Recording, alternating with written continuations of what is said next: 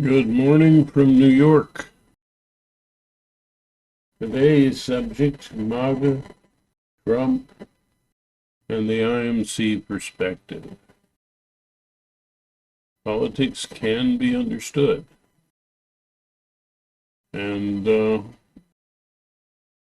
even the crazy stuff. Once you understand the roots of the problem. So I'd like to thank Big Linux and all the Linux creators, channels, YouTube, all the educational videos that it made my life endurable.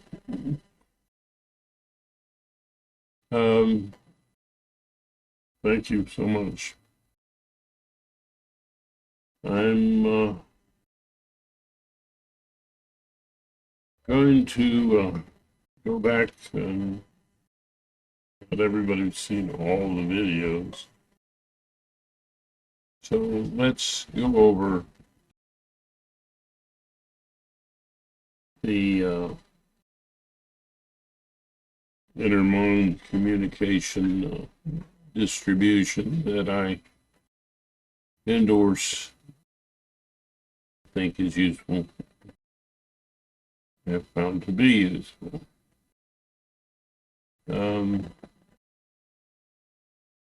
It is an approach which attempts in a safe condition and with the attempt to comfort,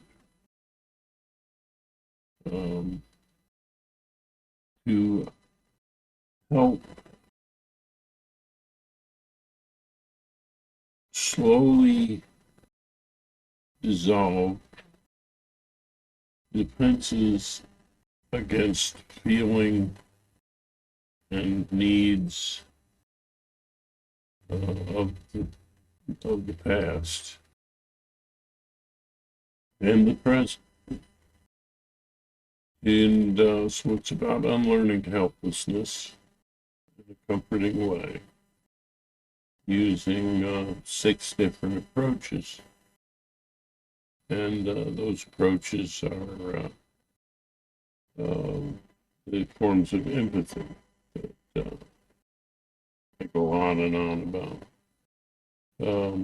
Creative and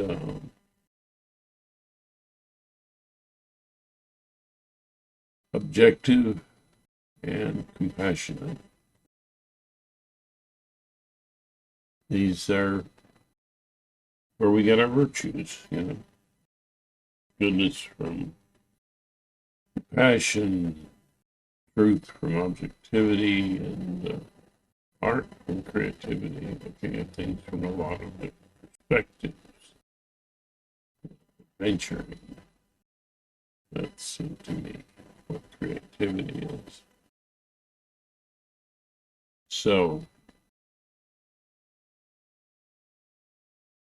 the problem that we have in dealing with our needs and our feelings is can be a problem that that we deal with is trauma. Trauma creates helplessness around needs and feelings, and then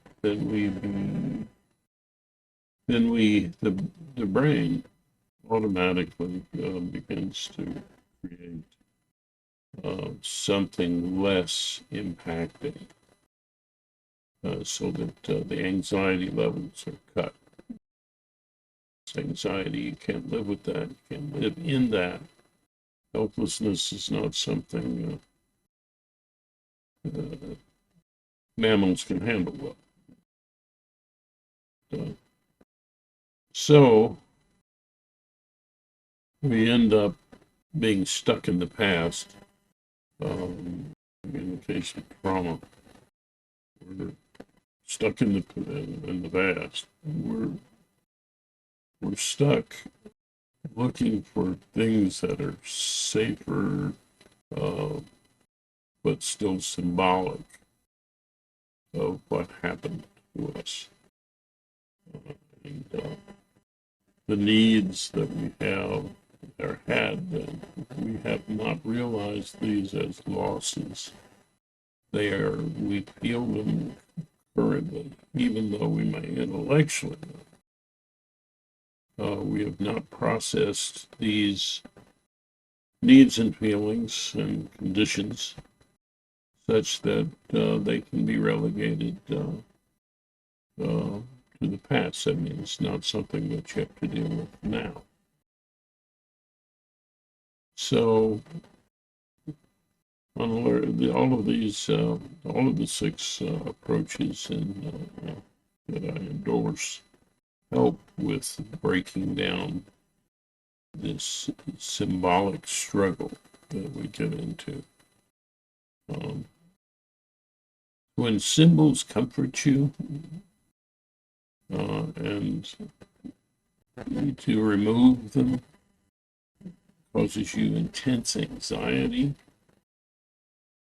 that gets in the way of objectivity, creativity, and compassion. And wars are birthed by this.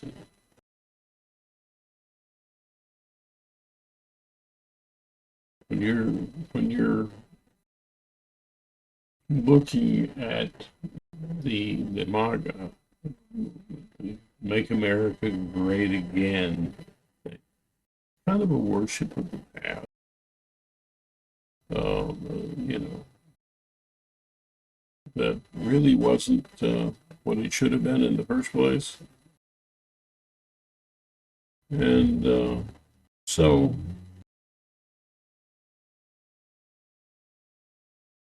it's a symbolic path. You know, it's something more that people, for some reason, feel more present about. And so, yeah, they're seeking comfort, but it's symbolic. You know, they're worshiping the past, like, you know, it had the answers. You go back to that. You see a lot of that, especially in the Republican Party, especially. You see a lot of it. And MAGAs were, the MAGA movement was birthed. Um, people feel threatened. So when you're really, you know, let's use the term crazy. Can we use that? When the symbolic struggles that people engage in just are contradictory, self-conflict, you know, conflict with one another, and so on. The way you see in a lot of responses to questions and things made to MAGA supporters, Trump supporters, and Trump. Um, you see these kind of bizarre, seemingly well not integrated sorts of ideas. Um, real needs are not so complex. You know. There's symbolic forms of that need. And, so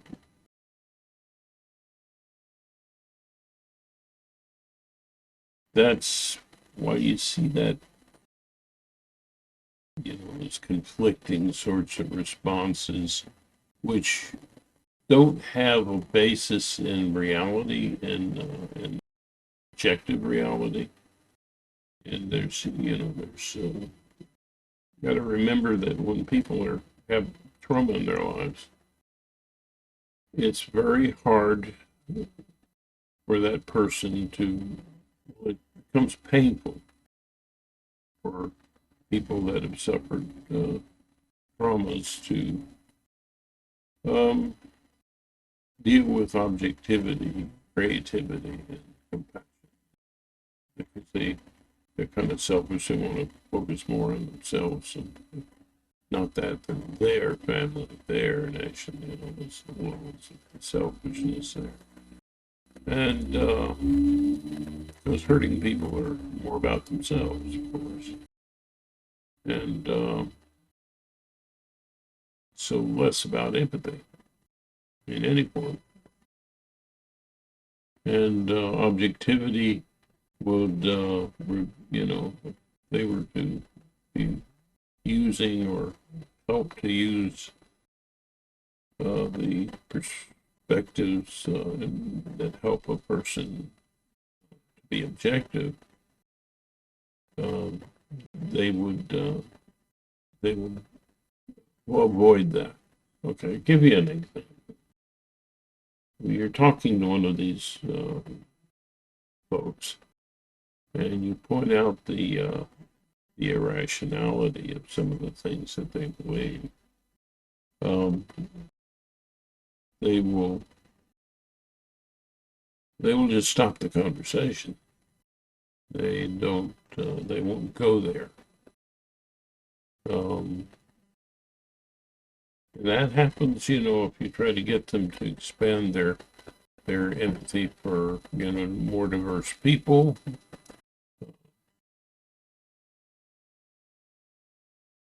more diverse ideas,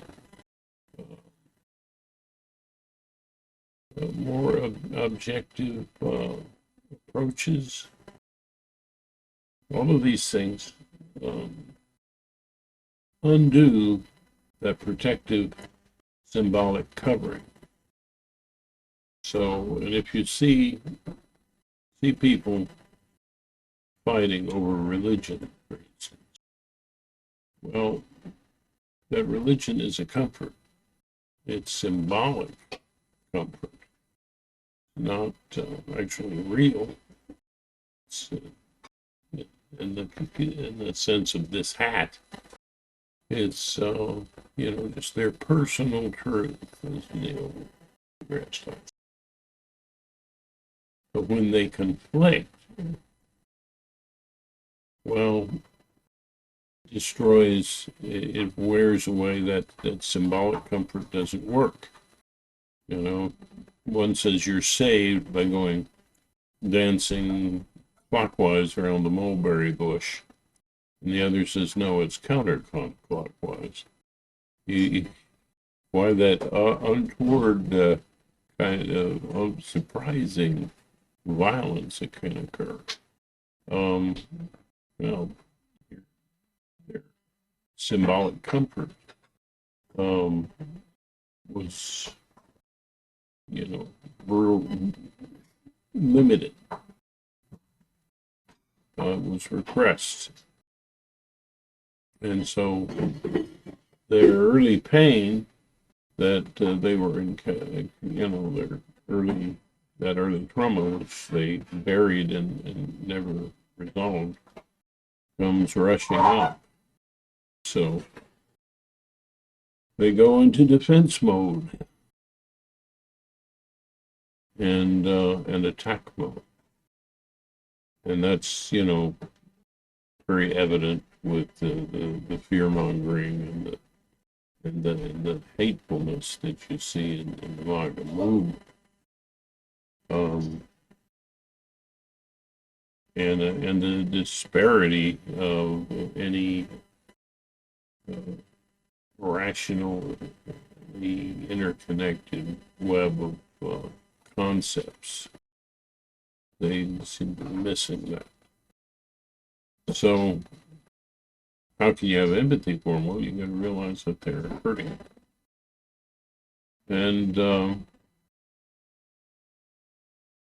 this phenomenon is, you can expect that a little bit, when, the society itself is involved, of course, and where most of the resources go to a few people and others are without and suffering, you can create more of these traumas, like adverse childhood experiences. You can create those things more in large groups of people. And so that's what we're seeing. People walk around in a symbolic bubble. It is their comfort zone.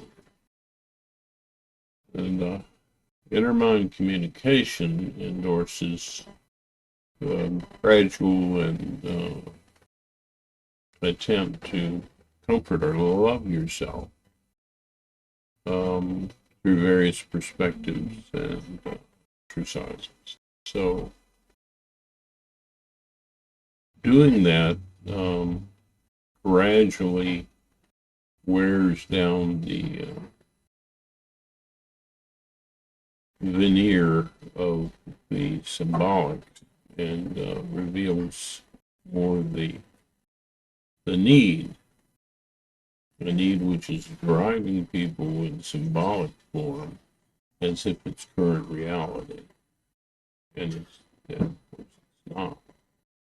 That's why, the process is to, wear down those defenses so that that need comes springing up in a safe condition present, then you can integrate it, then you can unlearn, you can express what you couldn't express then, feel what you couldn't feel then. So feeling that and expressing that unlearns the helplessness. So that's the healing effect of IMC and communication. Find people that can't be trained in this, help themselves. That's very problematic in a society that portions out resources in a way that causes a great deal of suffering. Obviously you're going to have more conflicts.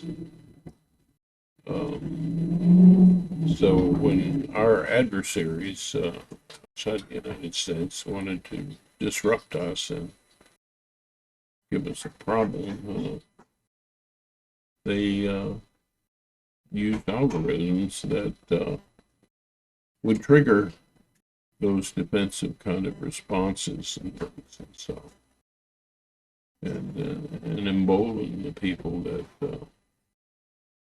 represent them, and that's what gave birth to Trump and the MAGA crowd. It's interesting to note that I have found it interesting that I have ran into people in the past that were undecided between Trump and Bernie Sanders.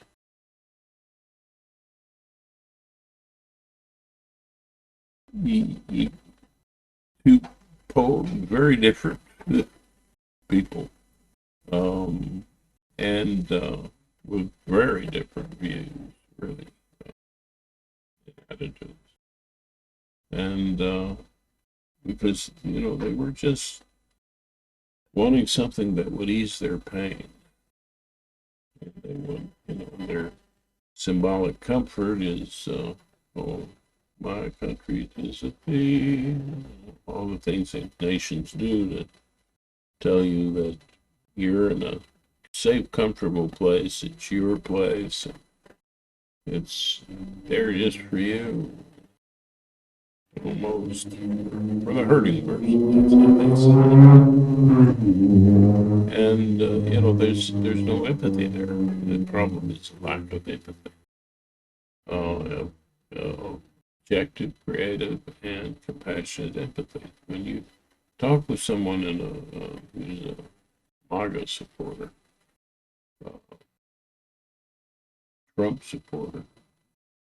I guess the same thing. Usually,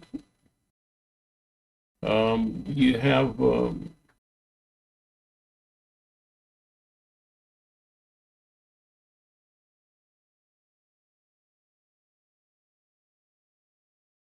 inherent problem with empathy and its expression.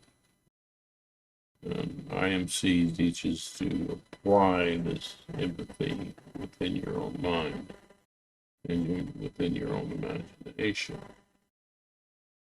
And oh man, when these people can't do that, you have to see them as people that need therapy. They're created by an unfair system, and the reason they get confused between, say, Bernie Sanders and Trump is because both of these guys were against the status quo, and the status quo was very uncomfortable. And, lacking these kind of forms of empathy, they're just symbolically trying to escape from actually the real oppressions that they're having as poor people. Sometimes middle class people feel in this type of in this country.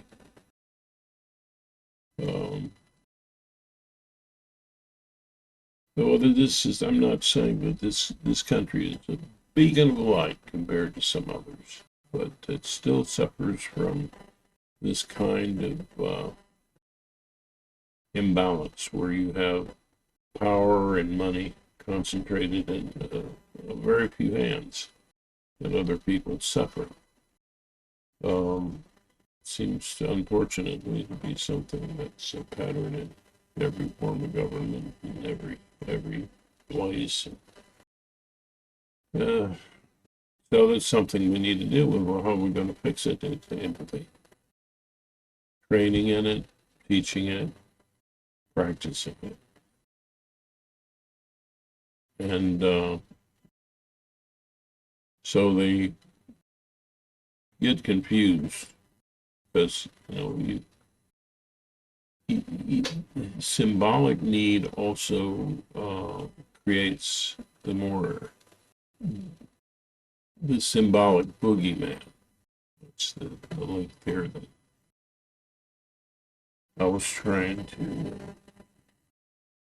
bring out, not so successfully. The early conditions are symbolized, and so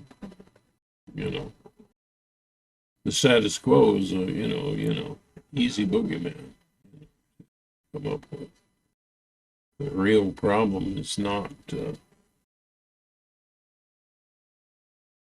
government, not the individual, not any one individual. It's the way we communicate and the lack of empathy in our communications. That's the problem with our social unrest situations, and that's we can do things to lessen that. So how is a symbolic boogeyman better than the reality one? You feel like you have more control over an ability to attack the symbolic boogeyman. They didn't understand what the system was doing to them. That was overwhelming. And so they would just take any escape route. and that escape route was the status quo. And so anything against whatever was the usual course,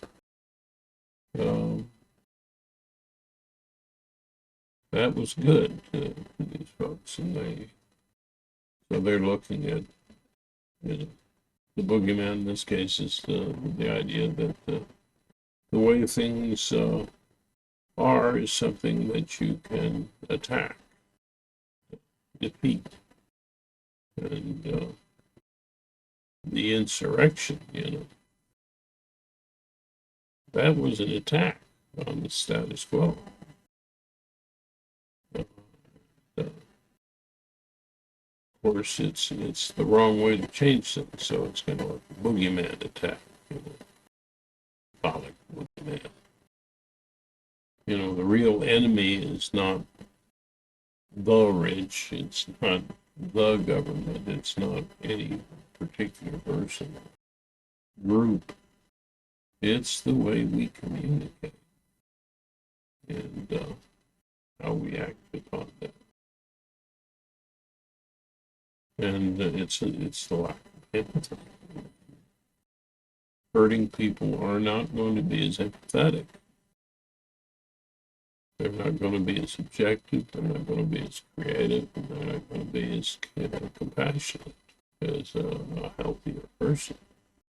So another kind of boogeyman would be to see MAGA as the boogeyman. People feel angry and falling into a punishing attitude. Well, healing over punishment. That's the philosophy. We need healing. Punishment. I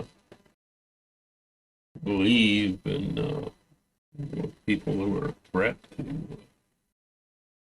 others, and so on. They might need to be housed in a safe place where they can't hurt people. Yeah, and I believe in disincentives, but I don't see them as punishments. I just see them as actions that we might do to discourage certain behaviors, like a ticket when you're driving too fast, or jail. But it's the attitude of punishment that gets us nowhere. Creates symbolic boogeymen, people. So another way that you create this symbolic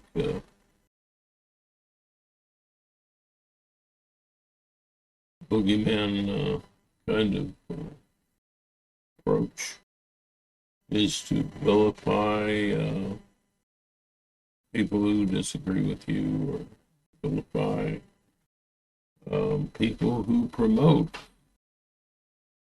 objectivity.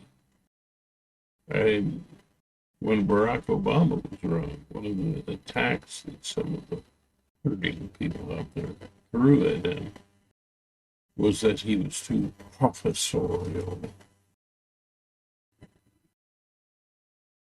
They're actually afraid of people who are smart. Yeah, another symbolic boogeyman.